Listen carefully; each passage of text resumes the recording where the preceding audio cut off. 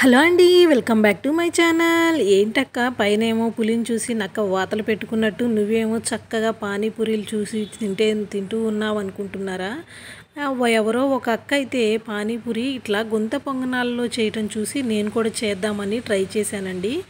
ముందైతే అన్నిట్లో వేసి చూశాను. అన్నీ ఫ్లాప్ అయిన తర్వాత కొద్దిగా రికగ్నైజ్ అయిన తర్వాత మధ్యలో మూడిట్లో వేద్దాము, ఆయిల్ ఎక్కువ వేసి వేద్దామని వేసినాక ఫైనల్గా నాకైతే ఇలా కొన్ని అయితే బాగా వచ్చాయండి. కొన్ని అయితే మాత్రం అంటుకుపోయినట్టు తప్పలల్లే వచ్చాయన్నమాట.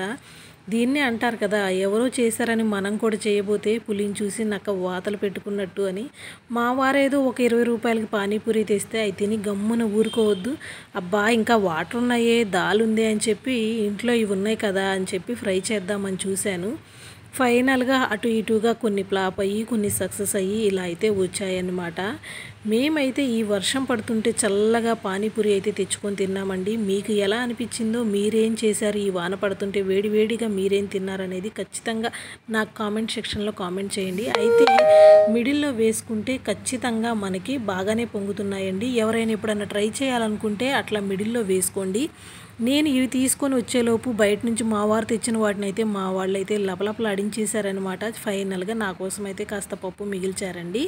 నేను కూడా ఇంట్లో వేయించిన ఆ పానీపూరిని అయితే తినేశాను. మీకు బయట పానీపూరి ఇష్టమో ఇంట్లో చేసుకున్నవి ఇష్టమో ఖచ్చితంగా కామెంట్ సెక్షన్లో కామెంట్ చేయండి. నాకైతే బయటవే నచ్చుతాయి ఎందుకో అని అనుకోవచ్చు. మనం ఎంత వేయించినా కూడా వాళ్ళ బండి మీద ఉన్నట్టు ఉండవు కదా, అందుకే అలా చెప్పాను.